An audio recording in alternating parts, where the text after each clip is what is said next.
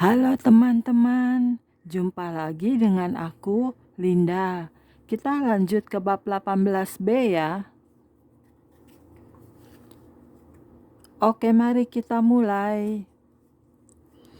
Kudengar suara yang keras memenuhi udara malam. Kulihat seekor binatang yang besar, dan dia duduk di tahta yang besar. Semua orang patuh pada binatang itu. Kulihat tanduk-tanduk rohani tumbuh dari kepalanya. Mereka menjangkau semua tempat di seluruh bumi. Binatang itu mengambil banyak kedudukan di banyak-banyak kantor, dan kekuatannya menjadi besar. Binatang itu menanamkan pengaruhnya di banyak tempat dan menipu banyak orang. Orang-orang kaya dan terkenal maupun orang-orang miskin dan mereka yang telah dicabut hak pilihnya, semuanya ditipunya. Besar dan kecil menyembah binatang. Sebuah mesin yang besar dibawa ke dalam sebuah kantor. Binatang itu membubuhkan tanda di atasnya, dan dari mesin itu terdengar suaranya. Ada juga mesin saudara tua yang bisa mengawasi ke dalam rumah-rumah dan perdagangan. Hanya ada satu jenis mesin begini, dan itu milik si binatang.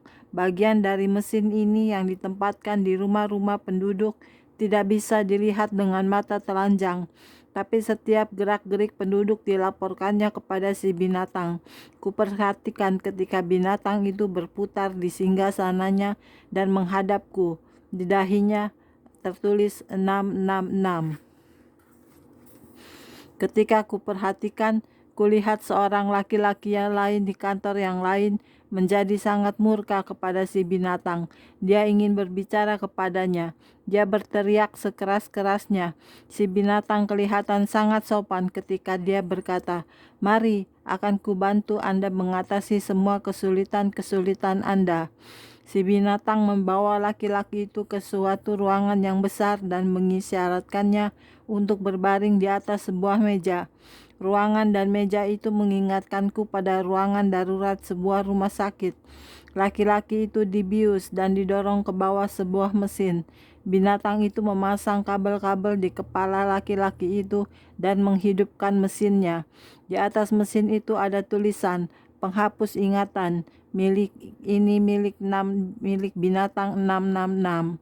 Ketika laki-laki itu diangkat dari meja, pandangan matanya kosong dan gerakannya mengingatkanku pada mayat hidup di film-film.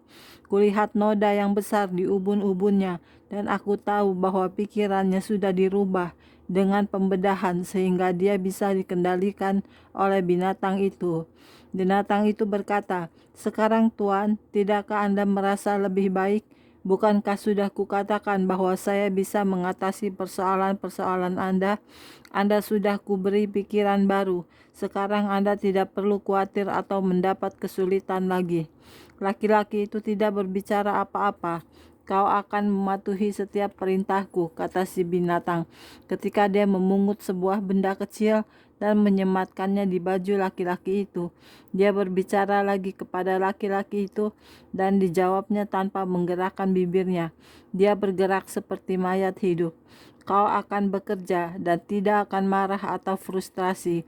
Kau juga tidak akan menangis atau merasa sedih. Kau akan bekerja untukku sampai engkau mati. Aku punya banyak orang yang kukontrol sepertimu. Ada yang berdusta, ada yang membunuh, ada yang mencuri, ada yang menimbulkan peperangan, ada yang mempunyai anak-anak, ada yang menggerakkan mesin-mesin, dan ada yang menggerakkan hal-hal lain. Ya, aku kontrol segala sesuatunya." Dia tertawa jahat.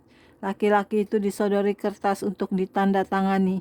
Dengan senang hati diberikannya semua hartanya kepada si binatang. Dalam penglihatan itu, kulihat laki-laki itu meninggalkan kantor si binatang, masuk ke dalam mobil dan pulang ke rumahnya. Ketika dia berjumpa dengan istrinya, istrinya mencoba untuk menciumnya. Dia tidak berusaha untuk menanggapinya. Dia tidak punya perasaan untuk istrinya maupun siapa saja. Si binatang telah membuatnya tidak mampu untuk merasakan emosi apapun. Istrinya menjadi sangat marah dan menjerit pada suaminya, tapi tak ada gunanya. Akhirnya dia berkata, "Oke, aku akan memanggil si binatang. Dia tahu apa yang harus dilakukannya."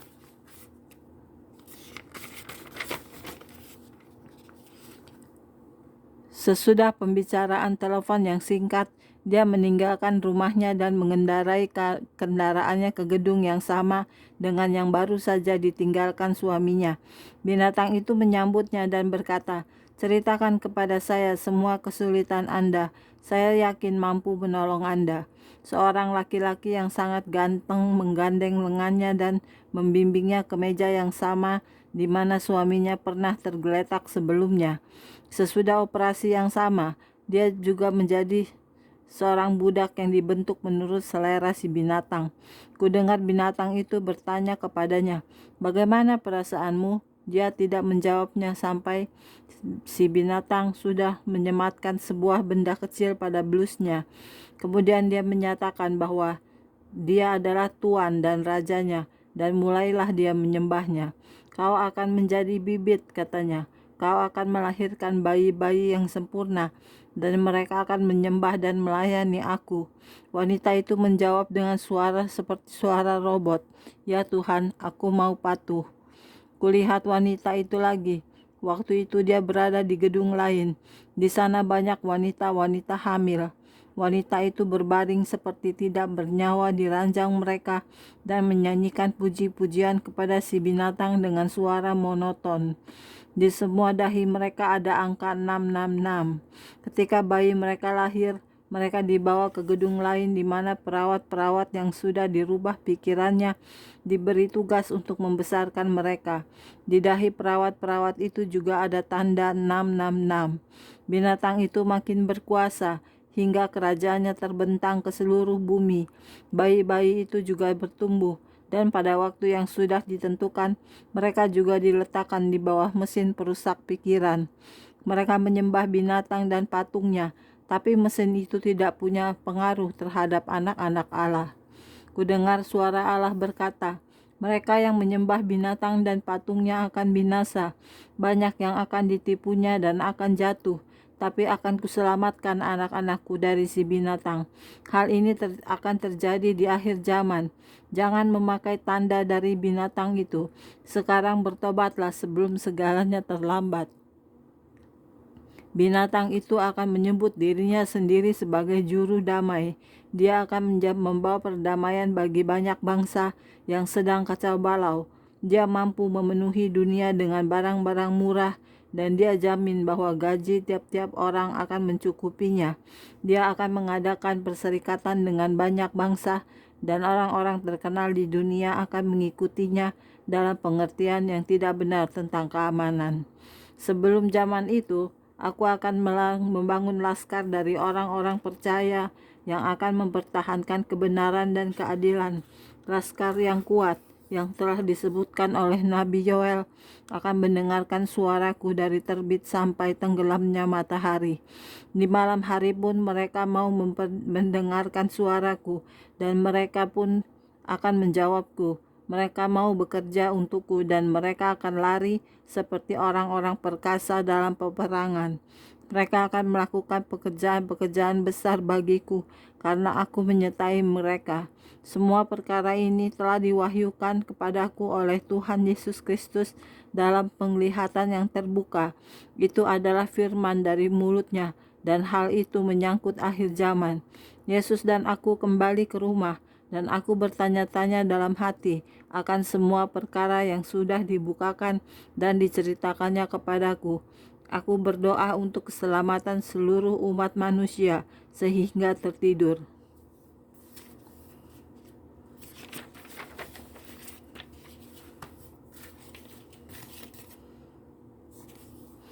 Oke, sekian dulu untuk hari ini videonya ya. Kita lanjut di video berikutnya. Terima kasih. Tuhan berkati kita semua. Amin. Bye-bye.